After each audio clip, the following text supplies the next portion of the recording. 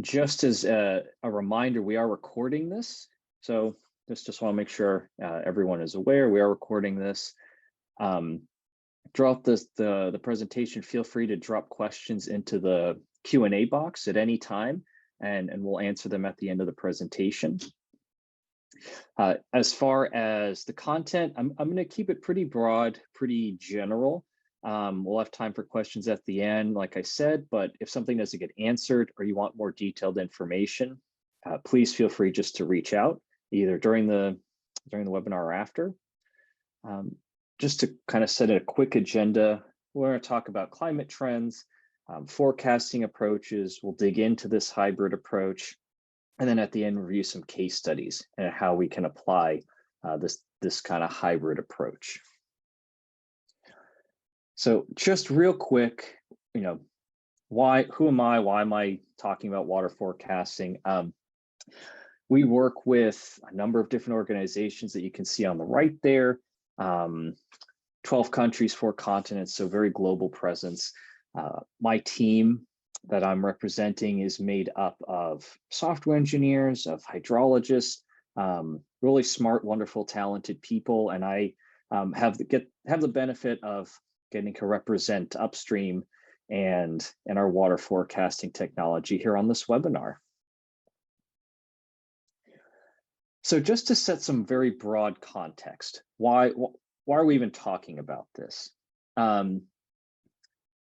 First off, we're seeing that the number and severity of extreme weather events is increasing. I'm sure that's not a surprise to everyone. What might be interesting is that hydrological events, for example, flooding and storms that cause flooding, are actually the events that we're seeing increasing the most. That, along with climatological events, extreme temperature, drought, all of that is creating this backdrop of needing more risk management tools, better strategies, better technologies for planning, for water management. So on top of just the increase of these events, what we're seeing is that historical conditions are becoming increasingly less applicable to current and future conditions. So there's an expanding gap between long-term average, so what you would have seen previously in the historical record in terms of inflow, versus what we're seeing today and what we'll continue to see going forward. Moreover, weather forecasts disagree. So what you can see below in that picture is a screenshot of the dashboard, our hydro forecast dashboard, where we've pulled in all of the different weather sources that we use. And as you can see, precipitation forecasts have a lot of disagreement. Finally, the relationships between inputs like precipitation and temperature, those are changing.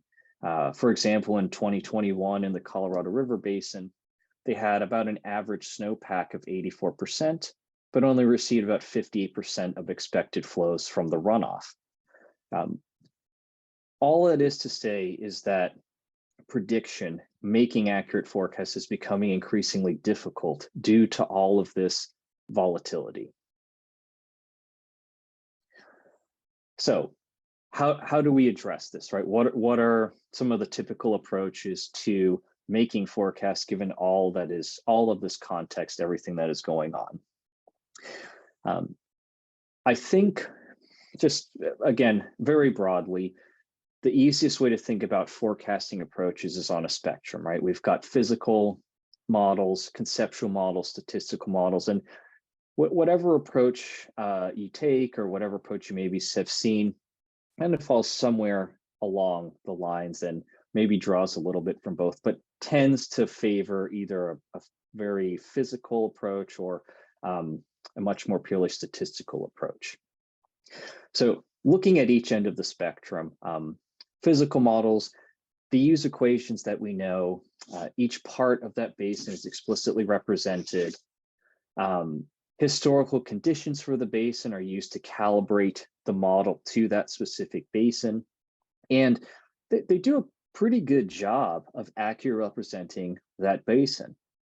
Uh, the problem or the challenge that we're seeing is that, again, because the historical data that these models are typically built on is becoming less and less applicable to current and future conditions, the model's forecasts are becoming less accurate. And on top of that, these models tend to take a while to calibrate, right? It takes a while to incorporate new data, which again, as conditions change, sometimes very rapidly, means that they can be a little bit slow to adapt. However, on the other hand, we have statistical models. So very data-driven, they learn over time, they're very adaptive. But the problem with these models is that because they're not constrained by hydrologic rules, they tend to have unrealistic predictions or make false correlations because they're just thinking about, these different data inputs. They're not applying it in a real world setting. So the idea with the hybrid approach is, why not take the best of both? Why not take the positives of each of these approaches and try to limit some of the downside of them by taking a hybrid approach to forecasting? So in particular, what makes our approach, what makes this kind of hybrid model that we've built unique, and what makes hybrid approaches in general unique in the different flavors that they might come in? Well, speaking from my own personal experience and what we've built here, one of the main ways that this model is unique and adaptable and forward thinking is that we are able to train the model using over 500 basins. In other words, we've gained an enormous amount of knowledge to reference and to build upon, sort of like a hydrologist, right? You learn hydrology, and you can take that core knowledge and go and apply that anywhere in the world. So even when the model sees something really unusual, like a 1,000-year flood, it can still recognize what's happening because it's seen so many different types of hydrologies, and it's learned to interpret data across a wide variety of hydrologic conditions. As I said, this benefit enables this model to be applied anywhere in the world. And in particular, because we use global data sets, it truly creates a universally applicable forecasting approach. And just to give a little bit of flavor, a little bit of software engineering background, the machine learning in the model is what's called a long short-term memory network, or a neural network. And it identifies biases in data sets and makes improvements over time. I am not a software engineer by training, so if you need any more software technical knowledge beyond that, I'm gonna have to ask one of my engineers to help me answer any questions. A typical question that people want to know when we start talking about this hybrid model is, what goes into the model? What data sets do you use? What inputs are you looking at? So what you'll see on the right there, those are the different inputs, some of the different factors that the model is interpreting. And the beauty is that the design allows it to take advantage of more data at various time steps. So for example, I'll highlight a couple, I think, interesting use cases here. Recall the disagreements that we were talking about with weather forecasts. So to address this very important and significant challenge, we can pull in multiple meteorological data. So for example, multiple precipitation forecasts in an ensemble format. So it's kind of like having a panel of experts, right? Even if they disagree, they each provide important context. And the more context that you get, the better the ultimate outcome. In this case, the more accurate the forecast. Another, I think, really interesting data input and application of it is satellite images. So we use daily satellite images that help us to understand basin context in near real time at once to twice a day, and that updates daily. I think the final thing I'll say is that this by no means should indicate that in situ data, gauge data, historical data is not important. It is very important to fine tune and train a model to a specific basin.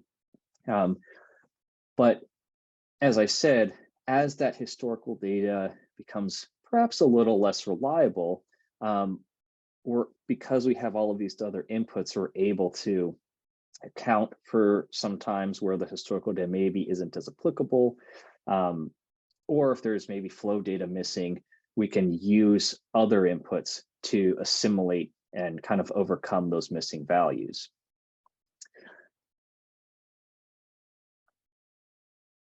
So what does this look like in practice, right? Let's get into like, how does this, why is this useful in the real world? So one quick example, on your left, you'll see an example of the satellite image of vegetation change that we pull into the model.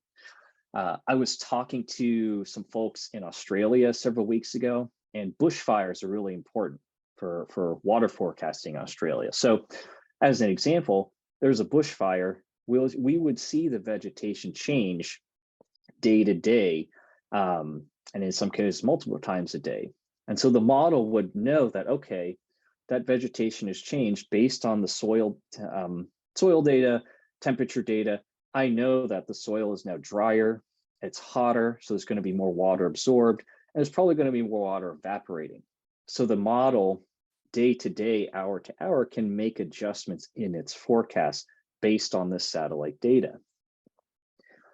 For those of us who live in colder climates like I do, snow imagery is very important, right? Thinking about, in particular, a large storm or during the freshet or spring runoff, using that snow satellite imagery really helps to inform forecasts.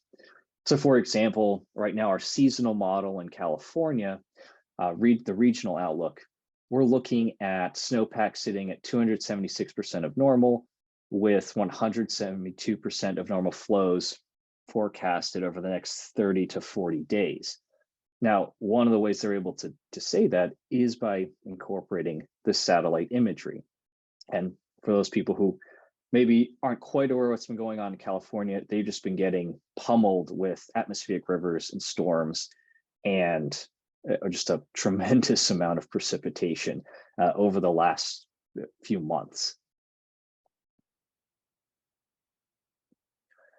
So honing in a little bit more, let's think about how to apply this hybrid model, how to apply this approach across different time steps, right? So we've seen how it can be useful in certain use cases, but what about different time steps, looking at days, months, years into the future? So the first thing I'll take a look at is short term. So let's think 10 days out, right? From present time, 10 days into the future. Something that we've been thinking about is how to accurately predict hourly peak flow data in big basins. Weather patterns and storms are changing, basin conditions and responses are changing.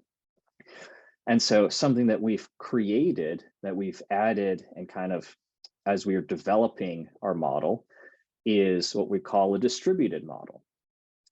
So basically what that means is you delineate the basin into sub-basins. And this is pretty recent.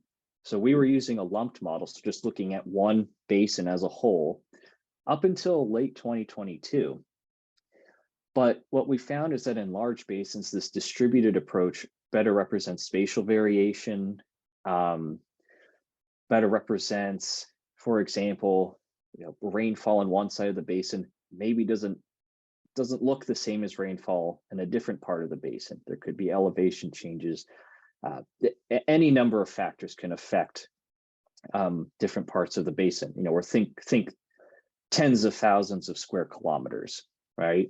So by breaking up the basin and then reassimilating those discrete subunits, it enables us to make a much more accurate prediction. And as far as I know, this is one of the few, or the only, we're calling distributed deep learning models in operation. So thinking about a little longer time step. So let's think 1 month, 3 months, maybe 6 to 12 months into the future. So looking out in kind of monthly increments. One of the challenges that we've been seeing there is that abnormal is the new normal, right? What does a normal water year even look like?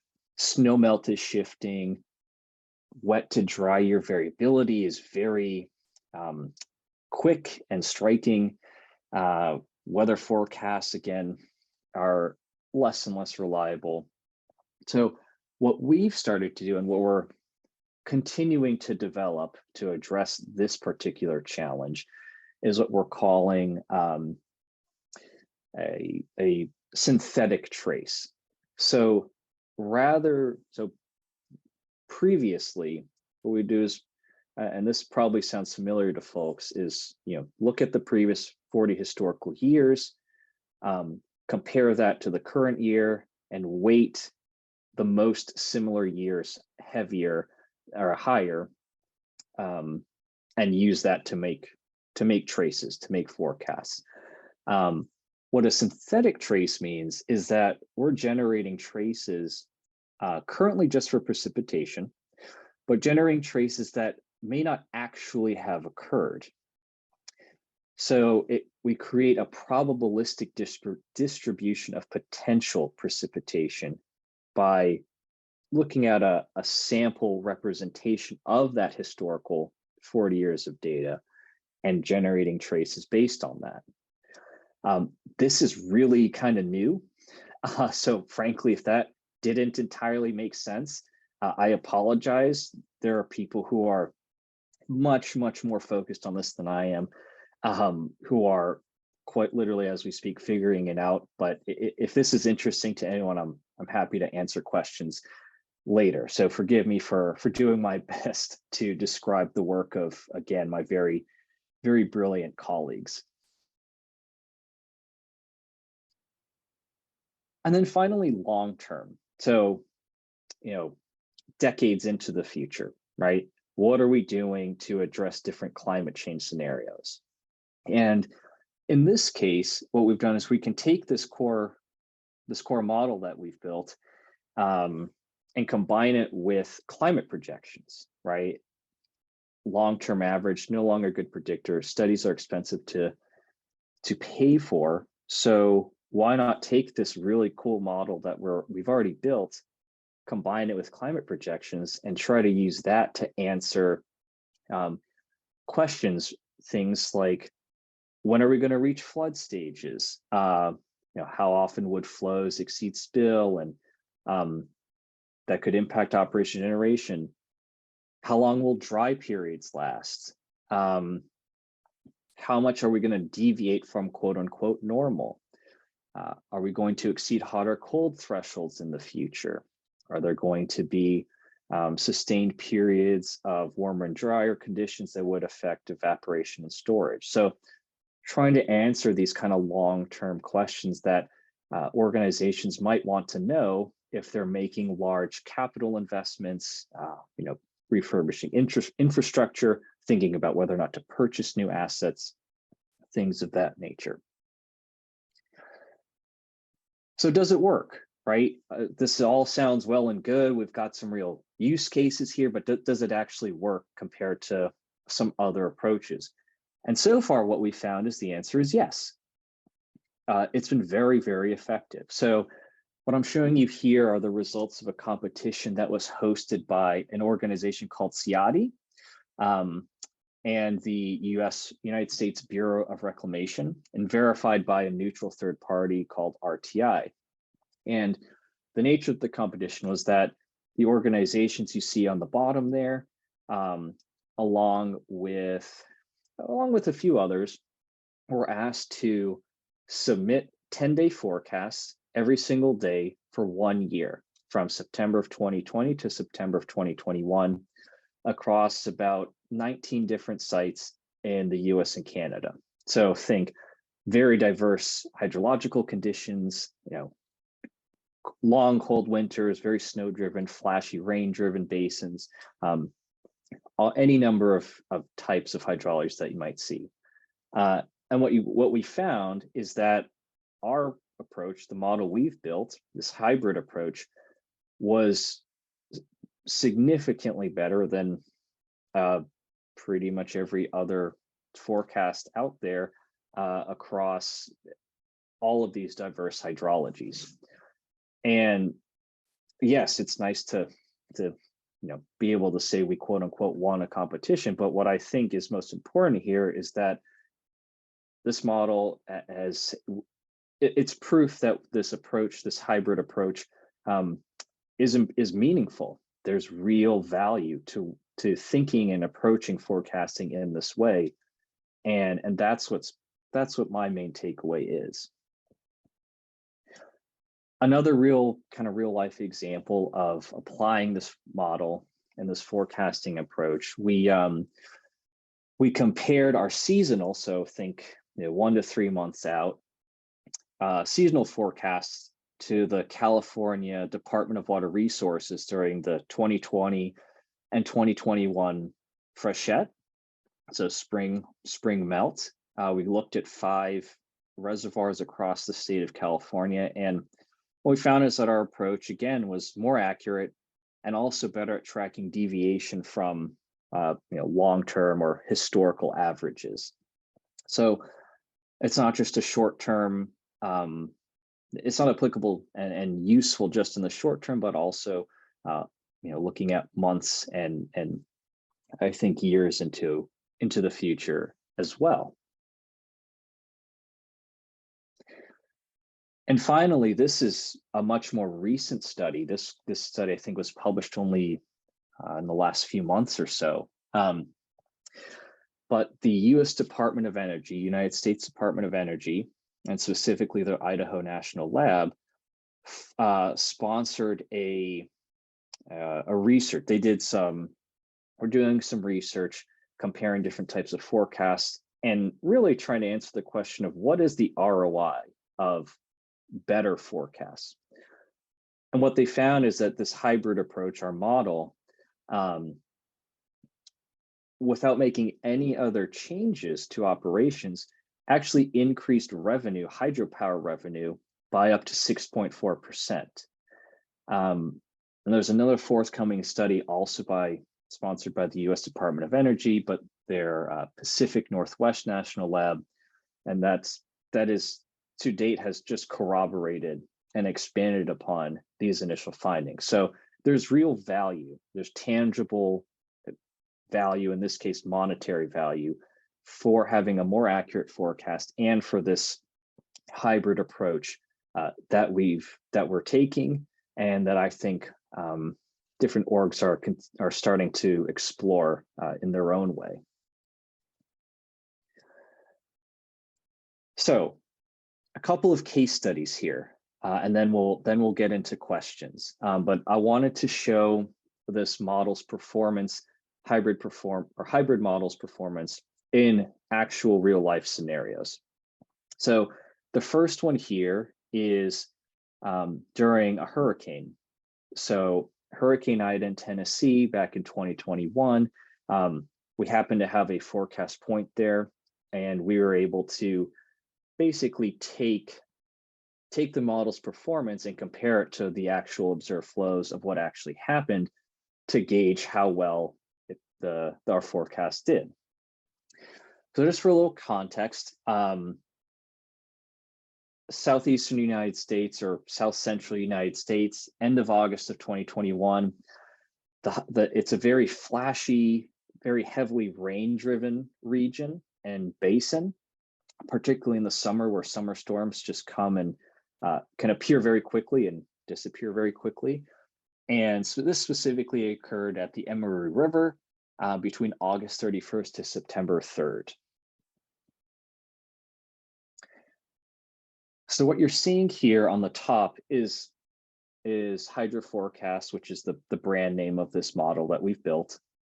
Hydro Forecast, actual forecast, and underneath you're seeing the different precipitation forecasts that it was looking at.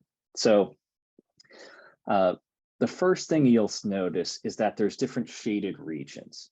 So the way that we present our forecast is there's a median line, and that's bounded by a 50% and a 90% confidence interval. So 4 days ahead of this event, HydroForecast is interpreting discrepancies among the different weather forecasts. The discrepancies are visualized. You can see it in the bottom picture there.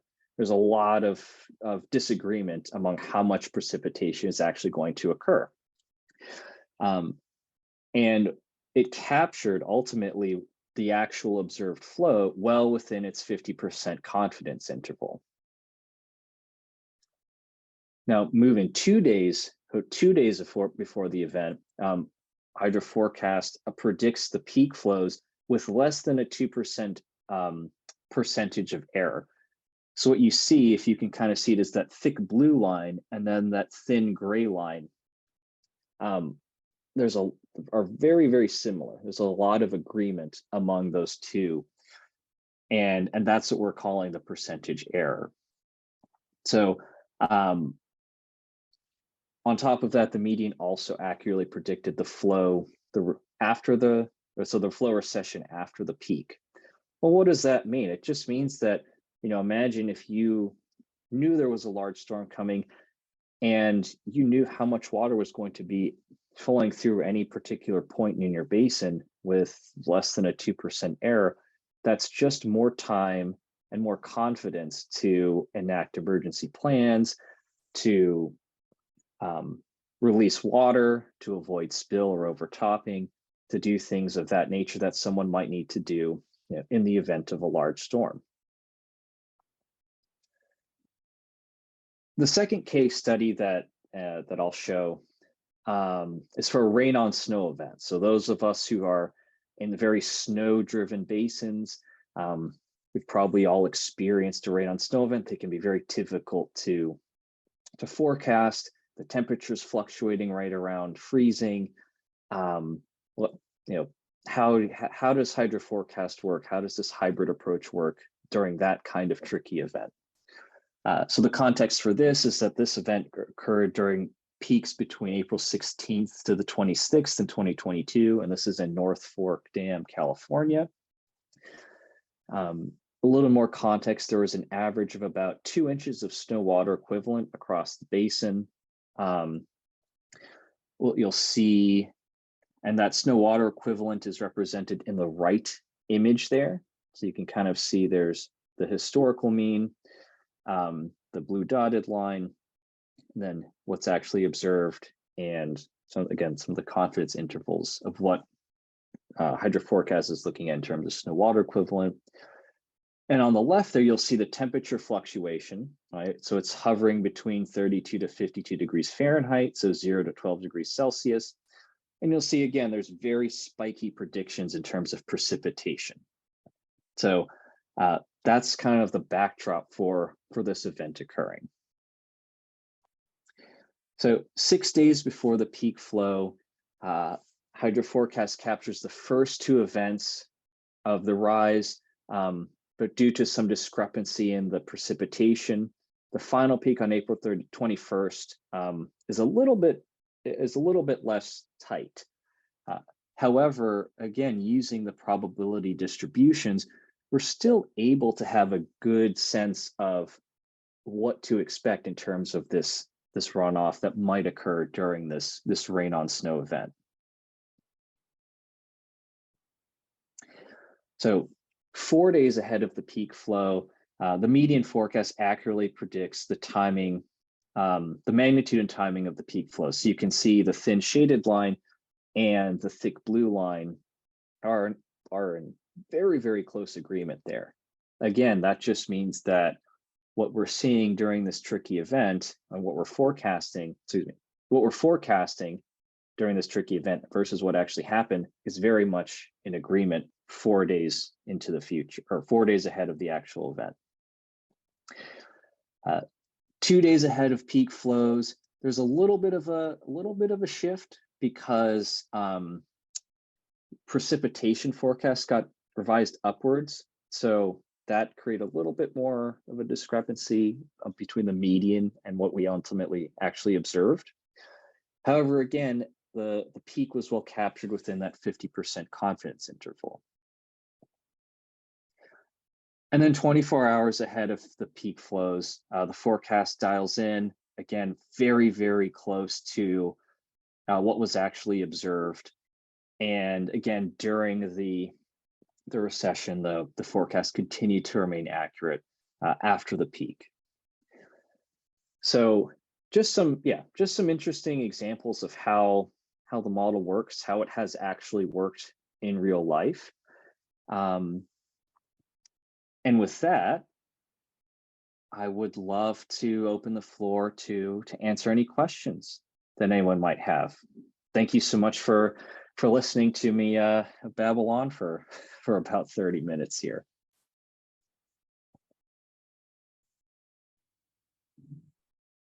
Thanks, Aaron. We have some questions coming through.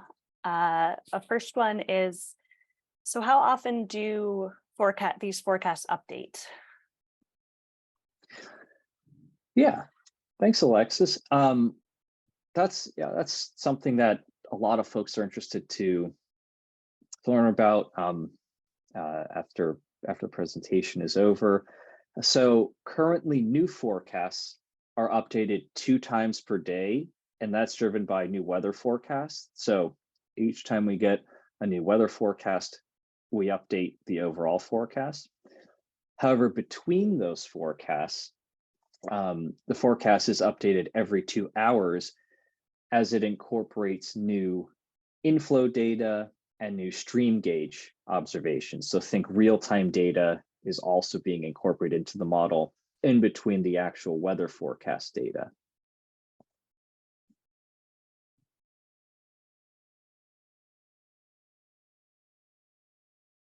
All right, we have another question. So what if my basin has some unique flow characteristics? How would I know that the model would perform well in my basin? Yeah, and look, every basin is unique. Every watershed has its unique characteristics that, in my experience, the people who know it best are the people who work in those basins every day. So I would be foolish to guarantee any kind of performance at any basin anywhere in the world. With that being said, however, I think there are ways that the ways that we've built this model help to address and make it very accurate anywhere. The first, going back to training the model across 500 plus basins, the model has seen and learned from so many different hydrological conditions and how different factors, the data inputs that I showed, work in those conditions, that it's quite good at applying its core model forecasts at really any kind of basin. On top of that, though, we don't just plop the model in a basin and let it go, right? We incorporate local historical data, we incorporate inflow data, stream gauge observations, anything that we can to fine tune the model to that specific location, so that by the time you're getting live forecasts, the model has not only brought all of its learning to your location, it's also been trained at your specific location. And because of that combination, it's so far proven to be quite accurate at making forecasts anywhere.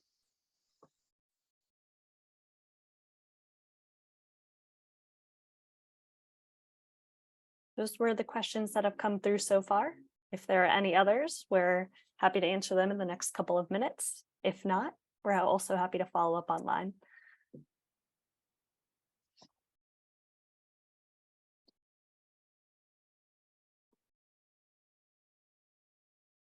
Yeah, and you'll be getting a recording of this, and please, if you think of anything afterwards, just don't hesitate to reach out. My email is on the screen there, or there's if you lose all contact information, I think there's a way to get in touch via the website, upstream.tech as well.